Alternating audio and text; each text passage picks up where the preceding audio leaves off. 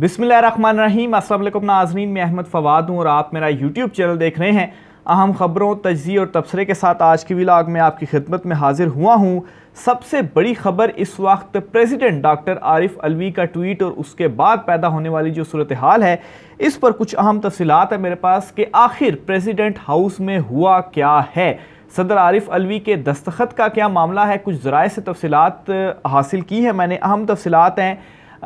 फिर इसके अलावा लीगल साइड पर इसके क्या अफेक्ट्स हैं, क्या आया ये अब कानून बन चुका है या प्रेसिडेंट ऑफ पाकिस्तान के ट्वीट के बाद जो है वो ये बिल शायद रुक गया है। कुछ इस पर भी तफसीलात आपके साथ में शेयर करूंगा। इसके साथ ही वजारत कानून की जानिब से एक गज़ट नोटिफिकेशन भी जारी हुआ है, ये क्या मामला है, इसकी भी कुछ तफसीलात हैं। ओवरऑल वो भी आज के व्लॉग में आपके सामने रखूंगा। सबसे पहले तो नाज़रीन बैकग्राउंड से चीज़ों को लेकर चलता हूं ताकि अंडरस्टैंडिंग में जो है वो आसानी आए। हुआ कुछ इस तरीके से कि सदर डॉक्टर आरिफ अलवी साहब की जानिब से एक ट्वीट जो है वो किया गया और उस ट्वीट में उन्होंने ये इनकार किया कि जो आर्मी एक्ट और दूसरा ऑफिशियल सीक्रेट एक्ट, ये जो दोनों बिल इस वक्त मौजूद हैं और ये कानून बन चुके हुए हैं, असल में इनके ऊपर उन्होंने सिग्नेचर ही नहीं किए। और ट्वीट क्या किया उन्होंने, डॉक्टर आरिफ अलवी साहब ने, वो मैं आपको पहले सुनाता हूँ। डॉक्टर आरिफ अलवी साहब लिखते हैं जी कि मैं अल्लाह को गवाह बनाकर कहता हूँ कि मैंने ऑफिशियल सीक्रेट तरमीमी बिल 2023 और पाकिस्तान आर्मी तरमीमी बिल 2023 पर दस्तखत नहीं किए क्योंकि मैं इन कवानीन से मुत्तफिक नहीं था। मैंने अपने अमले से कहा कि वो बग़ैर दस्तखत शुदा बिलों को मुकर्रर वक्त के अंदर वापस कर दें ताकि इन्हें गैर मौसर बनाया जा सके। मैं इनसे कई बार तस्दीक की कि आया वो बिल जा चुके हैं और मुझे यकीन दिलाया गया कि वो जा चुके हैं। ताहम मुझे आज पता चला कि मेरा अमला मेरी मर्ज़ी और हुक्म के ख़िलाफ़ किया। अल्लाह सब जानता है, वो इंशाअल्लाह माफ़ कर देगा, लेकिन मैं इन लोगों से माफ़ी मांगता हूं जो इससे मुतासिर होंगे। अच्छा, तो ये जो ट्वीट है वो डॉक्टर आरिफ अलवी साहब की जानिब से किया गया और इस ट्वीट के बाद फिर आर्टिकल 75 का जो शोर है वो बरपा हुआ। वजारत कानून की जानिब से इसके ऊपर बाकायदा तौर पर एक प्रेस रिलीज़ जारी की गई, वजाहत की गई और फिर उसके बाद एक प्रेस कॉन्फ्रेंस भी की गई। अब ये आर्टिकल 75 का जो मामला है वो असल में है क्या, और फिर इस ट्वीट की नज़र में, और फिर उसके बाद उस बात पर भी मैं आता हूँ कि डॉक्टर आरिफ अलवी साहब ने तो दावा कर दिया है कि सिग्नेचर उन्होंने नहीं किए और असल में उन्होंने सिग्नेचर नहीं किए, ये बात भी सामने आ चुकी है। सोर्सेज का ये दावा है और फिर उसके बाद जो एक गज़ट नोटिफिकेशन भी सामने आया है या जो वो मुसवदा सा सामने आया है उसके ऊपर भी डॉक्टर आरिफ अलवी साहब के जो सिग्नेचर हैं वो मौजूद नहीं हैं। यानी कि आरिफ अलवी साहब का ये जो पहला हिस्सा है कि उन्होंने सिग्नेचर नहीं किए वो तो सच प्रूव हो चुका है और इसके ऊपर अब कोई जो अबहाम है, हालांकि पहले जो है वो ये कहा गया जी कि नहीं सदर साहब की जानिब से सिग्नेचर हुए हैं और इस किस्म की बातें सामने आई, लेकिन फिर बाद में बाकायदा तौर पर जब वो सामने आया तो उसके बाद ये चीज़ कंफर्म होगी कि सदर अलवी साहब की जानिब से जो सिग्नेचर हैं वो नहीं किए गए। सदर अलवी के इस्तीफ़े के मामले के ऊपर भी मैं आता हूँ और नए सदर के का इस वक्त क्या मामला चल रहा है उसके ऊपर भी मैं आगे चलकर डिटेल्स आपसे शेयर करूँगा, लेकिन पहले बैकग्राउंड जो है वो आप सही तरीके से समझ लें। अच्छा, पहला हिस्सा तो डॉक्टर अलवी साहब का प्रूफ भी हो गया और उसके ऊपर जो सारे अबहाम थे वो ख़त्म हो गए। अब असल मामला दूसरी तरफ आता है कि आर्टिकल 75 वाला क्या मामला है और क्या ये बिल जो मार्केट में इस वक्त आ चुका है या मौजूद है, क्या ये कानून बन चुका हुआ है, क्योंकि इसी के तहत इमरान खान और शाह महमूद कुरैशी पहले अफेक्टी इसके वही हुए हैं और उन्हीं के ऊपर जो मुकदमा है वो दर्ज हुआ है। अच्छा, तो बहरहाल आर्टिकल 75 के मुताबिक जी वो ये कहता है कि डॉक्टर आरिफ अलवी साहब के पास जो भी बिल जाएगा या सदर प्रेसिडेंट ऑफ पाकिस्तान के पास जो भी बिल जाएगा उनके पास दो ऑप्शन होंगे, या तो वो 10 दिनों के अंदर इसके ऊपर से सिग्नेचर करके इसको मंजूर कर लेंगे या 10 दिनों के अंदर वो इसको वापस कर देंगे और साथ ही इसके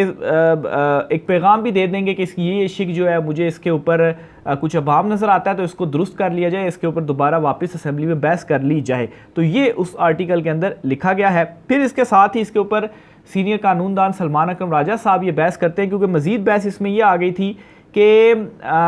पैगाम देकर वापस भेजना, यानी कि उसके साथ आपने अलवी साहब ने ये लिखना था कि इस शिक के ऊपर मुझे एतराज़ है या अबहाम है। तो डॉक्टर आरिफ अलवी साहब ने क्या किया कि उन्होंने 10 दिन से पहले ही जो वो बिल था वो अपने अमले को दिया और उनसे कहा कि ये बिल आप वापस भेज दें ताकि इसको गैर मौसर बनाया जा सके और उसके ऊपर सिग्नेचर नहीं किए। लेकिन अमले ने क्या किया कि वो बिल जो था वो वापस नहीं भेजा और 10 दिनों के अंदर चूंकि वो वापस नहीं गया, तो इसका मतलब ये है कि वो अब कानून बन चुका है। और इसके बाद फिर बाकायदा तौर पर जो गजट नोटिफिकेशन है वो भी जारी हुआ है, वो भी मैं आपके साथ शेयर कर देता हूँ, जो उसकी तस्वीर है। और उस नोटिफिकेशन के मुताबिक 11 अगस्त 2023 से ये जो दोनों बिल हैं ये पास हो चुके हैं। और ये जो बिल हैं इनको मंजूर भी तस्वुर किया जा रहा है, क्योंकि उन्होंने वापस नहीं किया। ज़ाहिर सी बात, अगर आप वापस नहीं करते तो फिर इस वजह से बाद में ये हुआ कि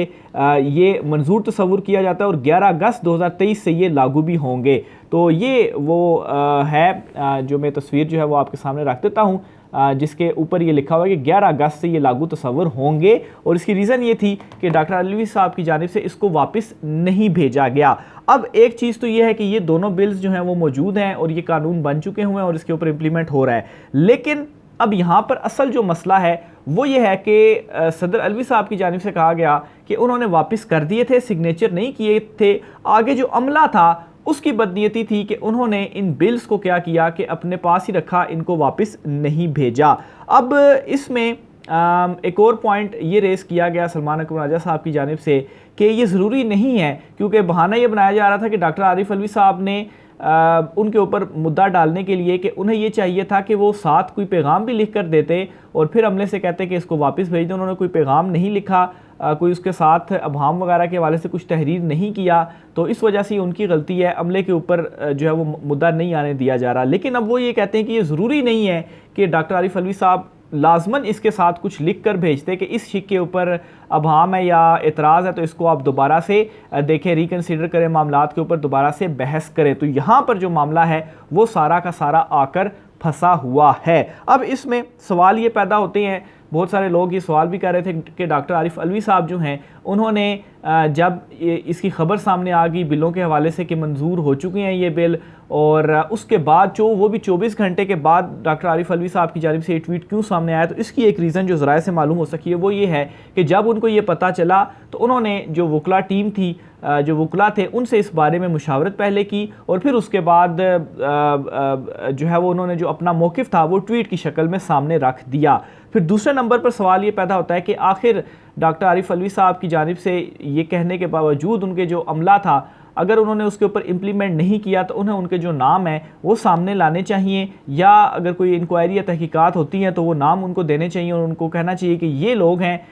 जिन्होंने जो है वो मेरा हुक्म नहीं माना। और ज़ाहिर सी बात है, अगर उन्होंने हुक्म नहीं माना और हुक्म ना मानने की वजह से ये जो बिल्स हैं ये मंजूर हुए हैं, तो इसके ऊपर एक बड़ी अहम बहस ये भी है कि एक तो अमले को चले, अगर उन्होंने हुक्म नहीं माना और उनकी वजह से ये बिल जो कि मंजूर कानून नहीं बनने थे वो कानून बन चुके हैं, तो उनको ज़ाहिर सी बात है कानून के मुताबिक फिर सज़ा होगी। लेकिन साथ ही साथ फिर ये भी एक नई बहस होगी कि ये जो बिल्स हैं ये फिर वापस भी होंगे, क्योंकि डॉक्टर आरिफ अलवी साहब की जानिब से तो इनको मंजूर जो है वो नहीं किया गया। और इस मामले के ऊपर पाकिस्तान तहरीक इंसाफ ने भी कहा है कि वो सुप्रीम कोर्ट से भी रुजू करेंगे, अदालत से भी रुजू करेंगे, और डॉक्टर आरिफ अलवी साहब से भी कहा जा रहा है कि वो भी अदालत से रुजू करें, चीफ जस्टिस से रुजू करें, और फिर चीफ जस्टिस से अज खुद नोटिस लेने का भी जो मुतालबा है वो भी किया जा रहा है। तो दूसरी साइड पर अदालत से अभी तक तो कोई खबर सामने नहीं आई,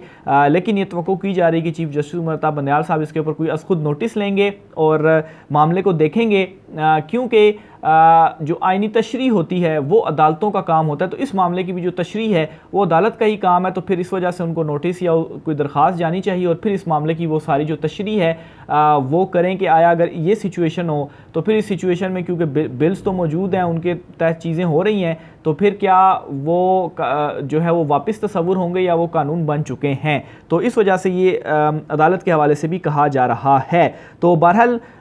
ये कुछ अहम तरीन जो डिटेल्स थी जो कि कल से लेकर अभी तक सारा का सारा जो मामला है वो हुआ है। और सदर प्रेसिडेंट हाउस में क्या हुआ, और ख़ास तौर पर दस्तखत के हवाले से कहा जा रहा था जी कि जाली दस्तखत हुए हैं, तो जाली दस्तखत नहीं हुए और यह अप्रूव हो चुका है, चीज़ें सामने आ चुकी हैं कि दस्तखत असल में हुए ही नहीं और सदर अलवी साहब की जानिब से जो ट्वीट किया गया था वो सच था। और दूसरे नंबर पर एक और चीज़ जो सवाल पूछा जा रहा है कि क्या ये अब कानून बन चुके हैं, तो उसका जवाब भी डॉक्टर आरिफ अलवी साहब की ट्वीट में ही है, क्योंकि उन्होंने आखिर में यही कहा कि इससे जो लोगों के ऊपर ये अप्लाई होगा या अफेक्ट होंगे उनसे मैं माफ़ी भी जो है वो मांगता हूं। तो इसका मतलब यही है कि ये अब कानून बन चुका और फिर ज़ाहिर सी बात है वो नोटिफिकेशंस वगैरह भी हो चुके हैं, तो कानून ये बन चुका हुआ है। लेकिन जिनकी गलती की वजह से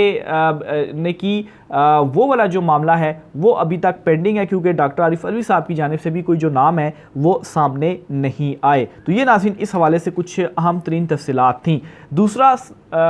डॉक्टर आरिफ अलवी साहब के इस्तीफ़े के मामले के ऊपर मैं आता हूँ। तो बड़े टाइम से आप कह लें, ख़ास तौर पर मुस्लिम लीग नून का जिस तरीके से इसके ऊपर रिएक्शन सामने आया है, वो ये चाहते थे कि जो डॉक्टर आरिफ अलवी साहब हैं, प्रेसिडेंट ऑफ पाकिस्तान हैं, वो किसी तरीके से उनको ओहदे से हटा दिया जाए या वो ख़ुद इस्तीफ़ा जो है वो दे दें। और ये वाला जो मामला सामने आया, तो इस मामले के बाद भी एक पूरा जो प्रोपेगेंडा है, एक पूरे बयानातों की जो खेप है वो चली और ये मुतालबा किया जाता रहा जी डॉक्टर आरिफ अलवी साहब से कि वो इस्तीफ़ा जो है वो दे दें। राना सनाउल्लाह, ख्वाजा आसिफ, इसके अलावा दीगर जो रहनुमा हैं PDM वगैरह के या नून लीग के, इवन के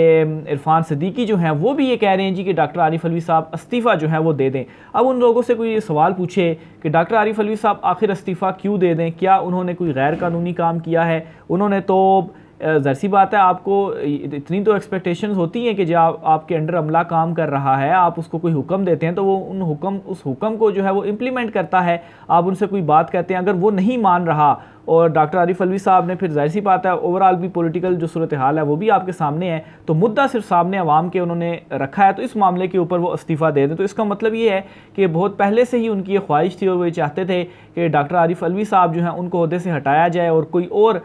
शख्स जो है उसे प्रेसिडेंट बनना चाहिए या PDM से कोई हो जो कि प्रेसिडेंट बने। लेकिन मुआवजे की उस वक्त भी तहरीक नहीं लाई जा सकी थी क्योंकि नंबर्स पूरे नहीं थे, और अब भी उनको कोई और सूरत नहीं है कि हटाया जा सके। इसलिए ये एक जो प्रेशर है वो डाला जा रहा है और उनसे कहा जा रहा है कि वो इस्तीफ़ा दे दें। और फिर ये भी खबरें सामने आ रही हैं कि वो उन्होंने फ़ैसला कर लिया है कि वो अब इस्तीफ़ा दे देंगे। लेकिन अभी तक ऐसी जो ज़राए से हमें तफसीलात मिली हैं, कोई ऐसी खबर नहीं है कि डॉक्टर आरिफ अलवी साहब ने ये फ़ैसला किया हो कि वो इस्तीफ़ा देने जा रहे हैं। फिर इसके साथ ही नए सदर का जो नाम है वो भी सामने आ गया और सादिक संजानी साहब जो हैं उनका नाम लिया जा रहा है कि मुमकिन तौर पर इनको जब प्रेसिडेंट डॉक्टर आरिफ अलवी साहब इस्तीफ़ा देंगे या वो अपने ओहदे से हटेंगे तो फिर उसके बाद इनको जो चार्ज है वो दिया जाएगा और सादिक संजानी जो हैं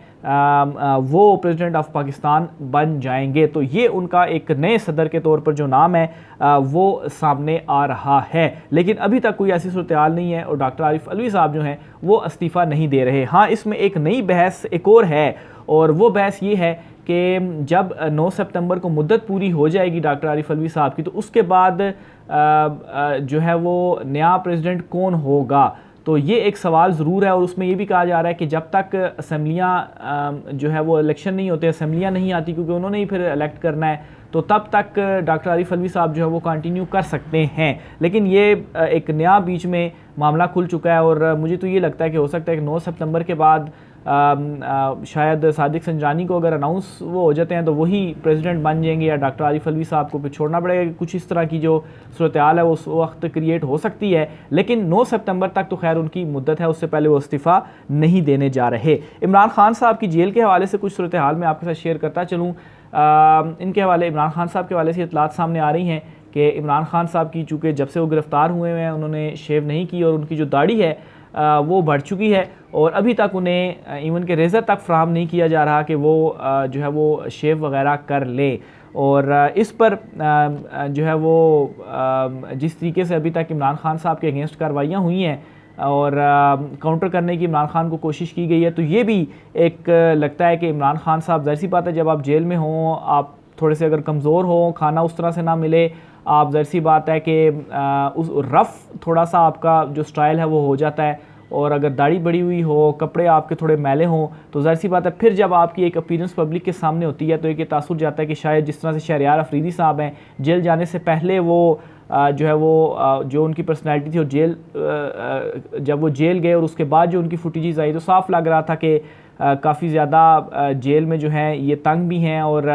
जो उनकी बॉडी लैंग्वेज, खैर ये तो नहीं था कि उन्होंने इमरान खान साहब का साथ छोड़ा, लेकिन ज़ाहिर सी बात है मुरझाए हुए, दाढ़ी बड़ी हुई और कमज़ोर, तो इस तरह से अगर इमरान खान साहब को भी जो है वो पब्लिक के सामने लाया जाए तो एक इससे पब्लिक में शायद ये तासुर जाएगा कि इमरान खान साहब भी काफ़ी ज़्यादा कमज़ोर हैं या वो थक गए हैं, और उनकी जो पर्सनैलिटी के हवाले से कहा जाता है कि हैंडसम वज़ीर-ए-आज़म है, तो शायद इस तर्ज को भी किसी तरीके से जो है वो काउंटर किया जाए। लेकिन वो एक मुहावरा भी, और वो कहते हैं कि जिस चीज़ को आप तोड़ने में कामयाब नहीं होते तो वो जो चीज़ है वो मज़ीद मजबूत होकर आपके सामने आ जाती है। और अभी तक इमरान खान साहब को जो जो हरबे अपनाए गए हैं उनको तोड़ने के लिए, उनके बयानिए को काउंटर करने के लिए, तो इमरान खान साहब जो हैं वो अपने असाब पर उन्होंने काबू रखा हुआ है और वो टूट नहीं रहे, और जो चीज़ें अप्लाई की जा रही हैं उनको तोड़ने के लिए, वही चीज़ें बाद में उनकी मज़ीद स्ट्रेंथ जो है वो बन रही हैं। तो ये जो जेल है ये भी इमरान खान की मज़ीद स्ट्रेंथ जो है वो बन रही है। राय का सार कीजिएगा। आज के व्लॉग से इतना ही, मुझे इजाज़त दीजिए। अल्लाह हाफ़िज़।